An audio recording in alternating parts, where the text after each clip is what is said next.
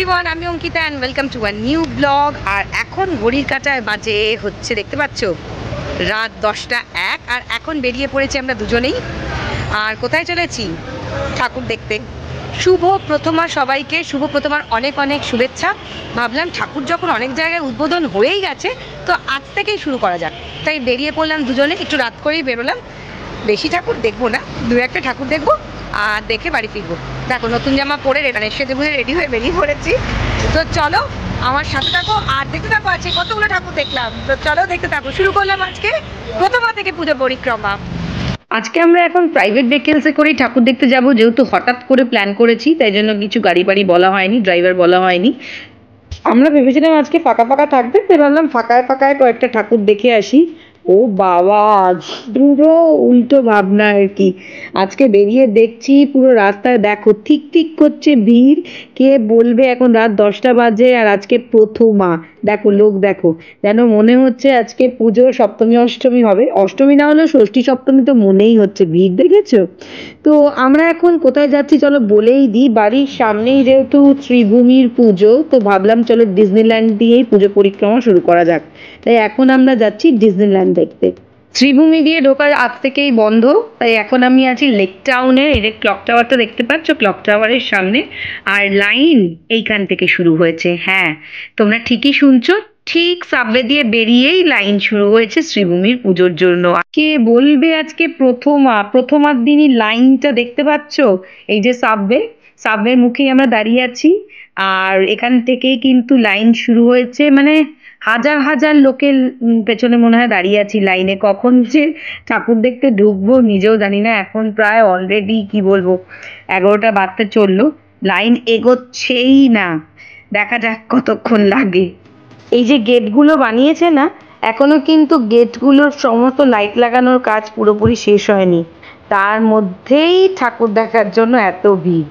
আসলে বাঙালিদের মধ্যে পুজো নিয়ে একটা আলাদা উন্মাদনা কাজ করে, যার ফলে এইরকম অবস্থা। আর আমি যা ভাবি তার তো সবসময় উল্টোটা হয়। তো এইবারেও ঠিক পুজো দেখার ক্ষেত্রেও তাই হয়েছে। ভেবেছিলাম প্রথমার দিন কম ভিড় হবে, প্রথমাতেই যাই ঘুরে আসি, আর আজকেই মারাত্মক ভিড়। আরেকটা জিনিস দেখে আজকে হাসিও পাচ্ছিল, বিরক্তিও লাগছিল। যেই লাইনটা একটু করে ছাড়ছে, সব মানুষ দেখি পাগলের মতন দৌড়চ্ছে। আরে বাবা, কেন রে বাবা, এরকম দৌড়ানোর জন্যই তো অনেক সময় অনেক অ্যাক্সিডেন্টও ঘটে যায় না? আরে আস্তে আস্তে এগো, এই দৌড়ানোর কি দরকার? সবাই তো আমরা যাব একটু আগে নালে পরে, দৌড়ানোর যে কি দরকার আমি তো এই রহস্যকে কিছুতেই বুঝতে পারলাম না। শ্রীভূমিতে প্রথমার দিনের জনজোয়ারটা তোমরা শুধু একবার দেখো, হাজার হাজার লোকের লাইন।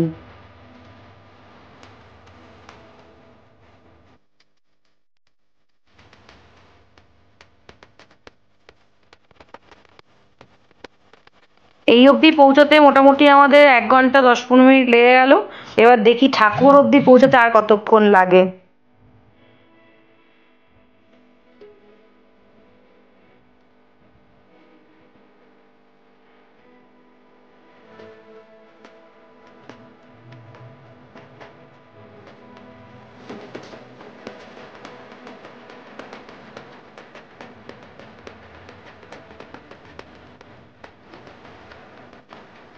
মণ্ডপে প্রায় কাছাকাছি পৌঁছে গেছি। এবার জাস্ট মণ্ডপে ঢুকে মাতৃদর্শন করলে এতক্ষণ লাইন দেওয়াটা সার্থক হবে।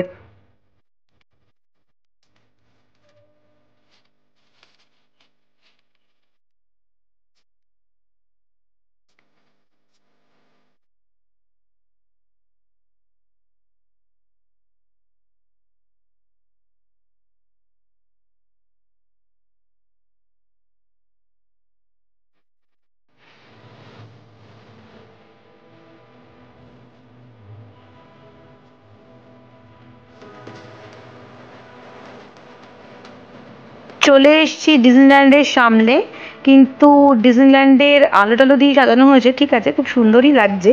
কিন্তু যে লেজার শোটা হওয়ার কথা ছিল আলো দিয়ে, আমি তো যেহেতু খুঁটি পুজোয় এসছিলাম, সেখানে ডেমো দেখানো হয়েছিল যে কিরকম লেজার শো হবে।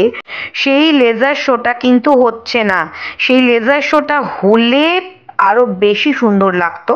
কিন্তু যেহেতু এই সেই লেজার শোটা হচ্ছে না, জাস্ট এমনি আলো দিয়ে সাজানো হয়েছে, তাই মোটের ওপর লাগছে, খুব একটা সুন্দরও লাগছে না, আবার মানে অনেকটা এক্সপেকটেশন নিয়ে এসেছিলাম, কিন্তু একটু হলেও নিরাশ হলাম।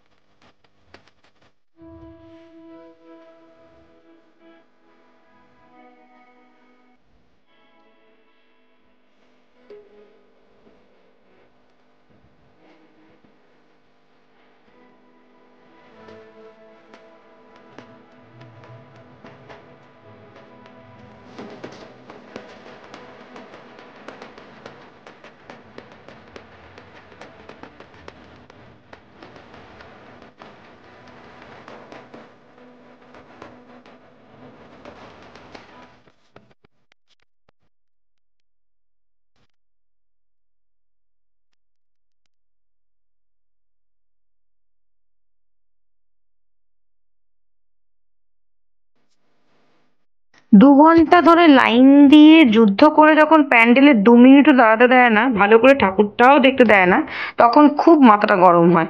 তো যাই হোক, এখন যুদ্ধের অবসান, ঠাকুর দেখা হয়ে গেল, এবার বেরিয়ে যাচ্ছি, অনেক রাত হয়ে গেল, কালকে আবার স্কুলও আছে। তো অনেকগুলো ঠাকুর দেখার ইচ্ছে ছিল, কিন্তু এই একটা ঠাকুর দেখতে গিয়ে যা রাত হয়ে গেল, তাই জন্য আর ঠাকুর দেখা এখন আর হবে না। কালকে আবার স্কুলও আছে। তো চলো, আজকে এই ব্লগটা এখানে এন্ড করছি, খুব শিগগিরই ফিরে আসবো নতুন একটা ব্লগ নিয়ে। সবাইকে জানাই শুভ প্রথমার অনেক অনেক শুভেচ্ছা। বাই।